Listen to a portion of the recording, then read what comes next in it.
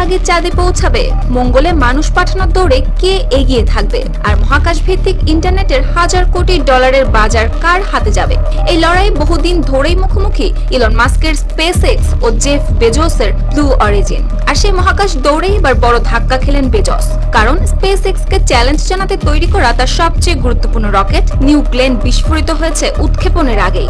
যে রকেটটিকে ঘিরে মাস্কের সঙ্গে টেক্কা দেওয়ার স্বপ্ন ছিল, সেটি এবার উৎক্ষেপণ মঞ্চে আগুনের গোলায় পরিণত হলো।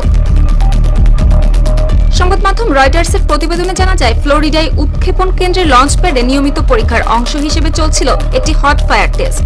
এই ধরনের পরীক্ষায় রকেটকে উৎক্ষেপণ না করে মাটিতে স্থির অবস্থায় ইঞ্জিন চালু করে তার সক্ষমতা যাচাই করা হয়। কিন্তু পরীক্ষার এক পর্যায়েই ঘটে বিপত্তি।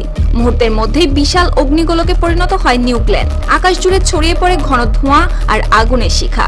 ঘটনার পর ব্লু অরিজিন এক বিবৃতিতে জানায়, পরীক্ষার সময় তারা একটি অস্বাভাবিক ঘটনার মুখোমুখি হয়েছিল। তবে প্রতিষ্ঠানটি জানিয়েছে এই ঘটনায় আহত হয়নি কোনো কর্মী।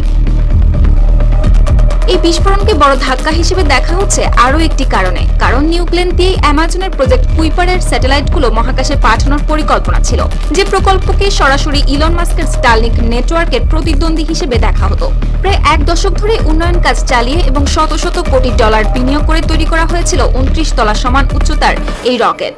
এর প্রথম ধাপ পুনর্ব্যবহারযোগ্য, আর লক্ষ্য ছিল স্পেসএক্স এর ফ্যালকন ও স্টারশিপের সঙ্গে সরাসরি প্রতিযোগিতা করা।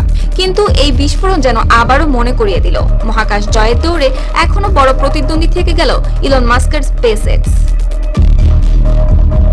ঘটনার পর ব্লু অরিজিনের প্রতিষ্ঠাতা জেফ বেজোস বলেন, বিস্ফোরণের প্রকৃত কারণ জানতে এখনো সময় লাগবে, তবে এই ধাক্কায় তারা থামছেন না। প্রয়োজন হলে সবকিছু আবার নতুন করে তৈরি করা হবে এবং তার রকেট আবারও উড়বে।